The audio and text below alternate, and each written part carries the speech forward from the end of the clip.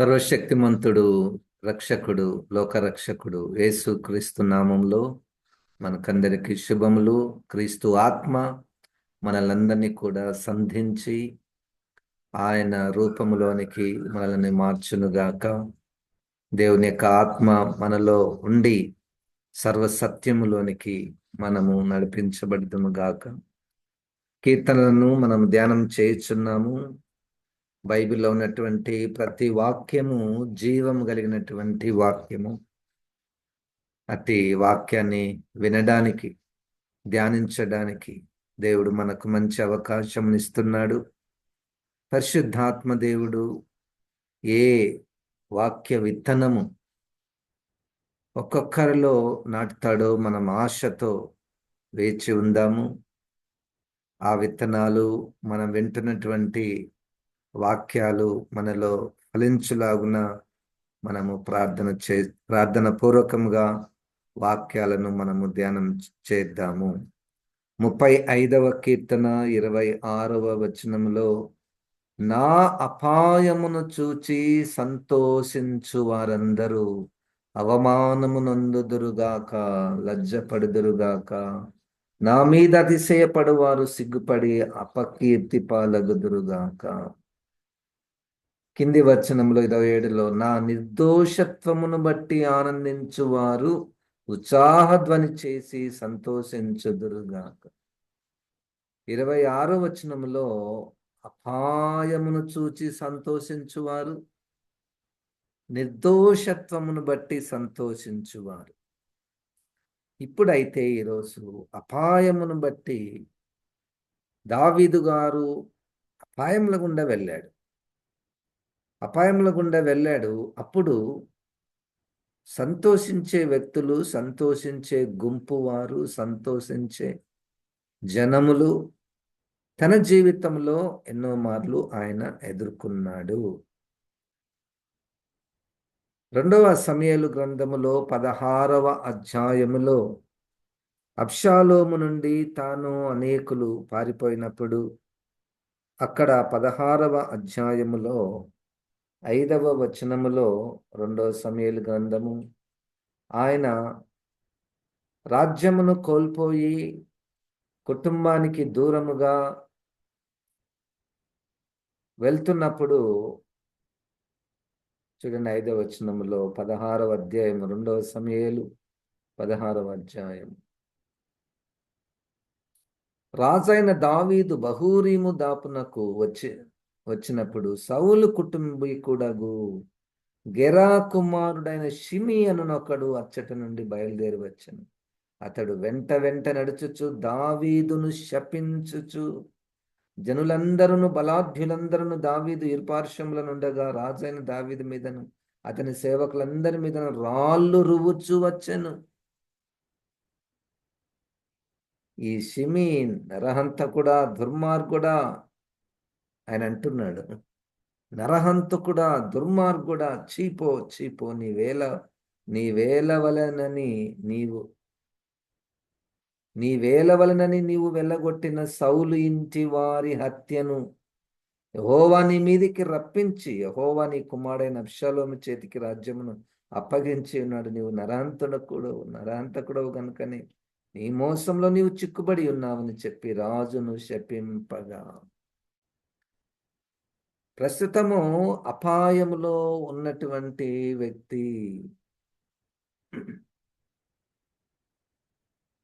ఇంకా 17వ అధ్యాయములో 1వ వచనములలో చూడండి, దావీదు అలసట నొంది బలహీనంగా ఉన్నాడు గనుక నేను అతని మీద పడి అతన్ని బెదిరించిన ఎడల అతని యొద్దనున్న జనులందరూ పారిపోదురు.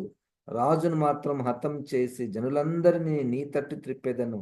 నీవు వెదకు మనిషిని నేను పట్టుకొనక జనులందరూ వచ్చి నీతో సమాధాన పడదురు గనుక నీ చిత్తమైతే నేను 12,000 మందిని ఏర్పరచుకొని పోయి రాత్రి దావీదును తరిమి పట్టుకొందునని అహీతోపేలు అబ్షాలోముతో చెప్పగా, అప్పుడు ఈ బోధ అబ్షాలోమునకును ఇశ్రాయేలు వారి పెద్దలందరికీ యుక్తముగా కనపడెను. ఒకరు బలహీనంగా ఉన్నప్పుడు, ఒకరు అపాయంలో ఉన్నప్పుడు సంతోషించే జనము, సంతోషించే మనుషులు ఉంటారు. వాళ్ళు సంతోషిస్తున్నారన్న విషయం మనకు తెలిసినప్పుడు మనకి ఇంకా బాధ అవుతుంది. ముందుగానే అపాయంలో ఉన్నాము, బాధపడుతున్నాము. ఈ విషయం చూచి ఈ ఈ ఈ శ్రమలో ఉన్నటువంటి విషయాన్ని చూచి సంతోషించువారు రకరకాలుగా ఆనందిస్తారు. యోబు గారి జీవితంలో కూడా ప్రారంభంలో 7 రోజులు తన స్నేహితులు ఆయన కొరకు ఏడ్చారు, అంత శ్రమను చూసి. తర్వాత వారి మాటల ద్వారా ఆయనని ఇంకా గాయపరిచారు. వారి యొక్క మాటల ద్వారా ఇంకా గాయపరిచారు. ఇక్కడ షిమి గాని, అబ్షాలోము గాని ఒక అపాయంలో ఉన్నప్పుడు సంతోషించేవారుగా ఉంటున్నారు.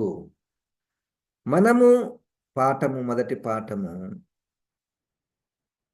సాధారణంగా మనము అపాయంలో ఎవరైనా ఉంటే మనము ఏం చేయకపోయినా అయ్యో అని ఆ మనస్సు వస్తుంది. ఒక్కొక్కసారి మనం ఇంకా ముందు ఒక అడుగే వేసి అపాయంలో ఉన్నటువంటి వారికి ఏదైనా చేయగలమా, సహాయపడగలమా, రక్షించగలమా, కనీసం ప్రార్థన చేయగలమా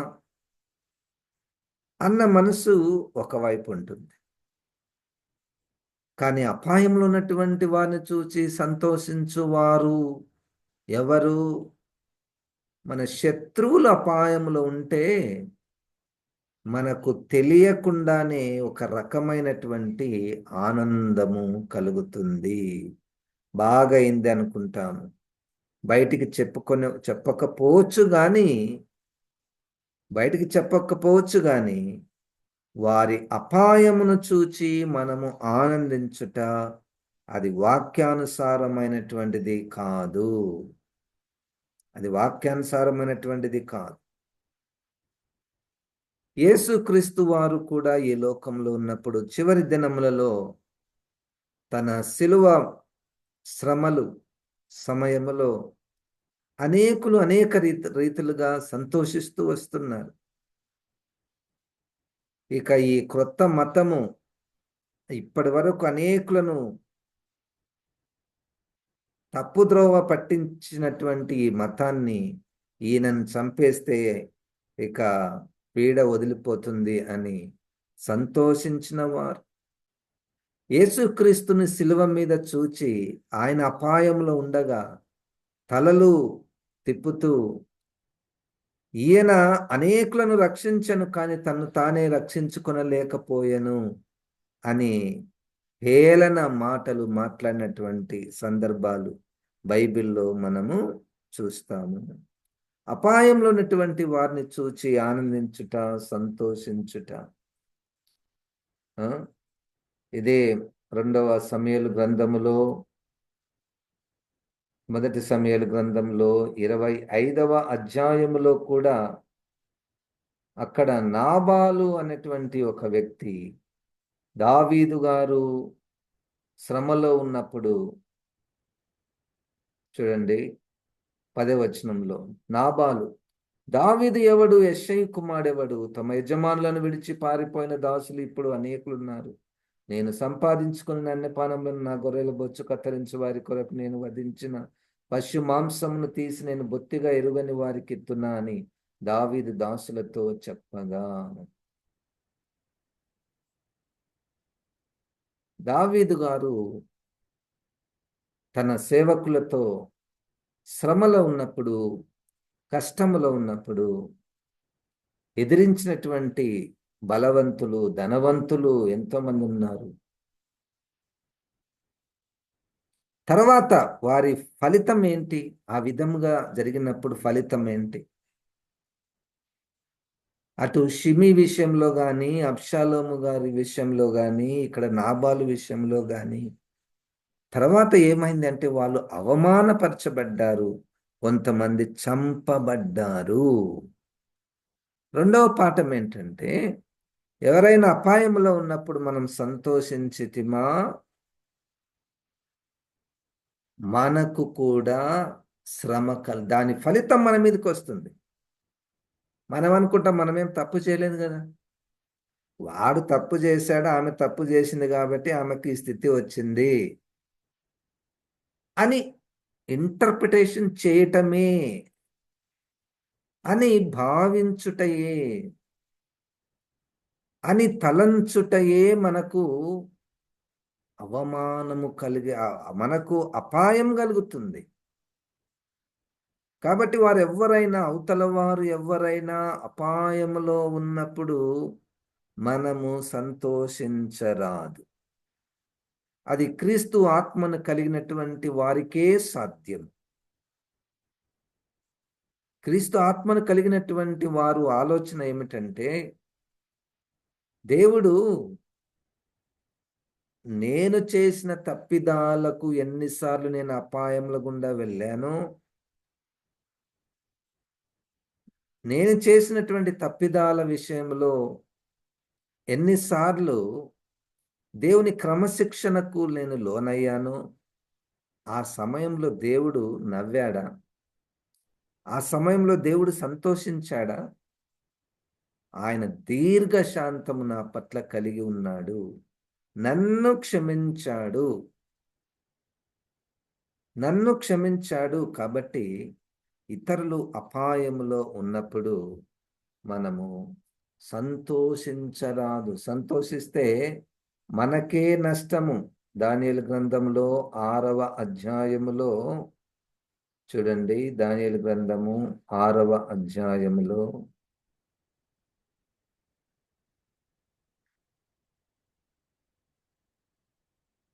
ఇక్కడ 2వ వచనంలో, వారిపైన ముగ్గురిని ప్రధానులుగా నియమించిన ఆ ముగ్గురులో దానియేలు ముఖ్యుడు. రాజునకు నష్టము కలగకుండానట్లు ఆ అధిపతులు తప్పకుండా వీరికి లెక్కలు ఒప్పజెప్పవలెనని ఆజ్ఞయించాను. ఈ దానియేలు అతి శ్రేష్టమైన బుద్ధి గలవాడే, ప్రధానులలోను అధిపతులలోను ప్రఖ్యాతి నొంది ఉండాను కనుక రాజ్యం అంతటి మీద అతను నియమింపవలనని రాజు ఉద్దేశించాను.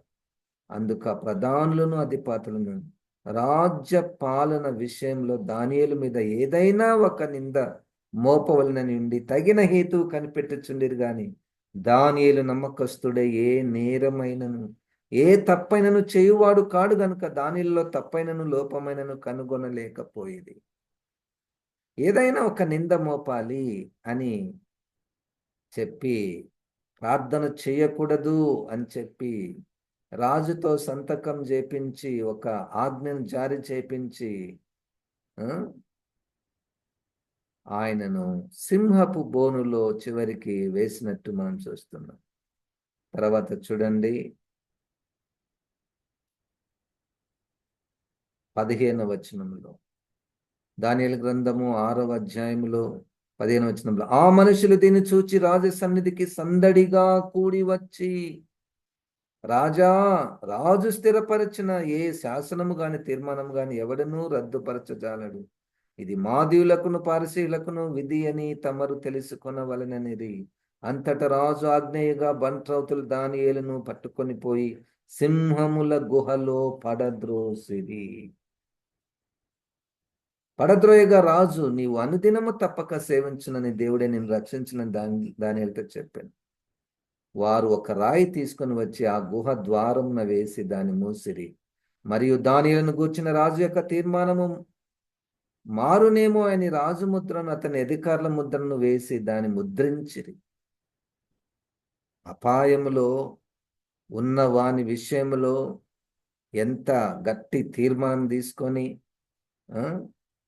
చూడండి,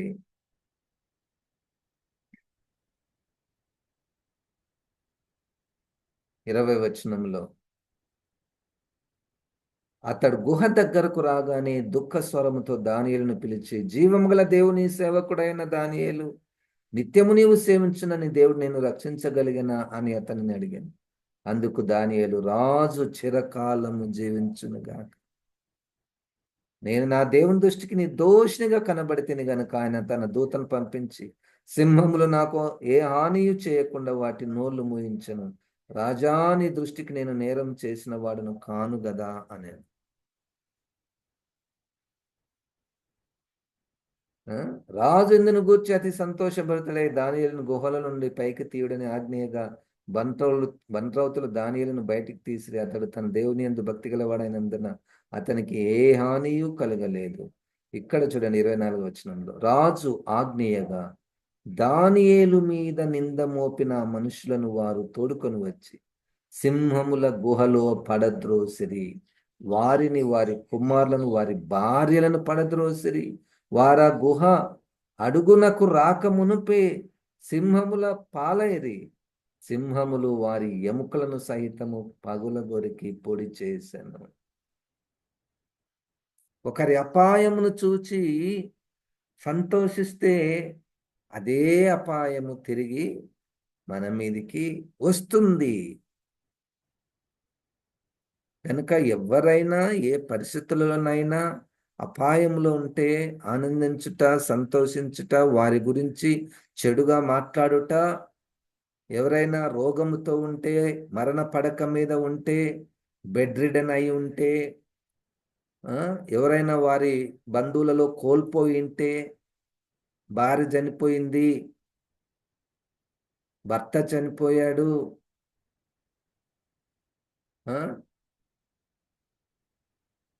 ఆ ఆ వ్యక్తులు మనకు ఏదో హాని చేసి ఉంటారు. హాని చేసినప్పుడు భార్యను కోల్పోయిన వ్యక్తి ఉండవచ్చు, లేదా కుమార్తెను కోల్పోయినటువంటి వ్యక్తులు ఉండవచ్చు. కుమారుడు చనిపోయాడు, మరి వారిని చూచి సరిగ్గానే అయిందని అందామా? అది క్రీస్తును అంగీకరించిన వారి మనస్సేనా? మరి ఆ మనసు వస్తుంది, ఏం చేద్దామంటే క్రీస్తును అంగీకరించాలి. క్రీస్తును హృదయములోనికి చేర్చుకుంటే క్రీస్తు మనస్సు మనకు వస్తుంది.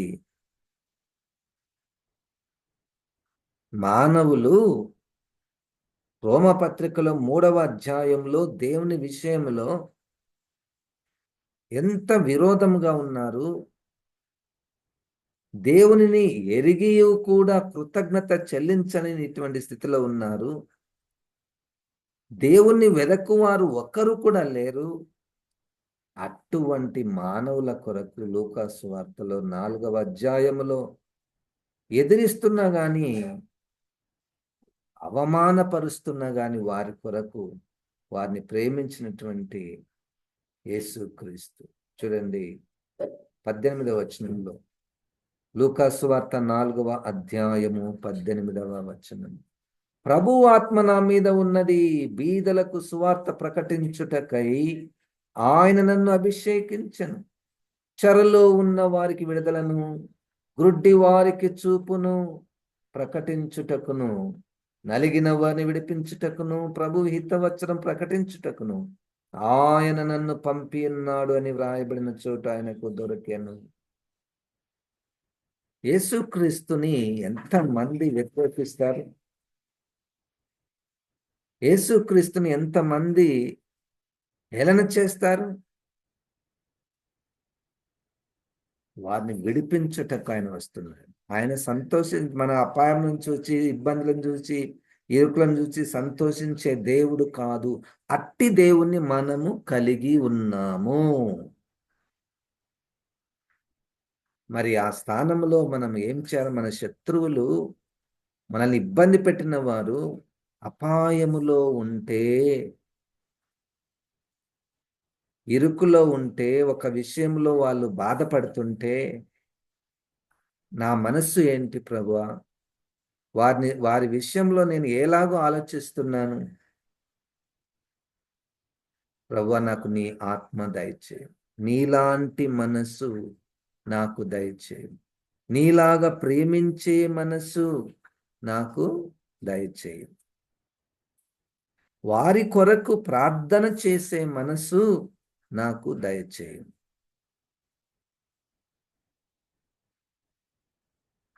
కాబట్టి ఎవరైనా అపాయంలో ఉంటే మనము సంతోషించరాదు. సంతోషిస్తే మనకే అది తిరిగి వస్తుంది. మనకే అది, మనము అపాయంలో పడిపోతాం.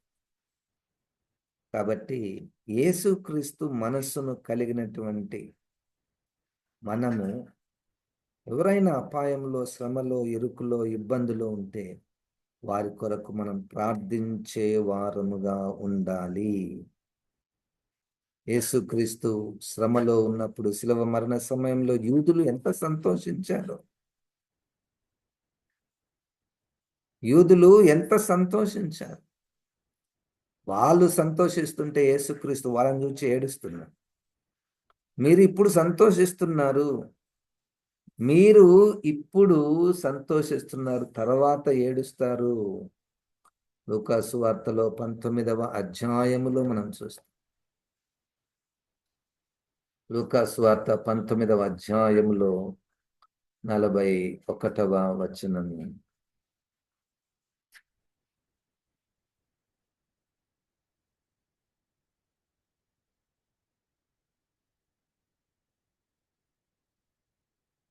నలభై ఒకటి. ఆయన పట్టణంకు సమీపించినప్పుడు దానిని చూచి దాని విషయమై ఏడ్చి, ఒకవైపు వాళ్ళు ఈయనను ఇబ్బంది పెడుతున్నారు, ఈయనను తరుముతున్నారు, అవమానపరుస్తున్నారు, ప్రశ్నిస్తున్నారు, హేళన చేస్తున్నారు.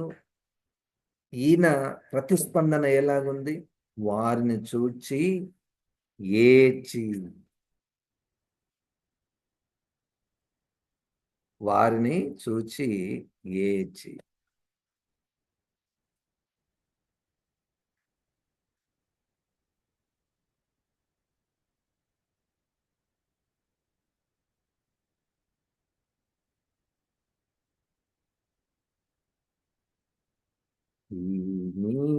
దినమందైనా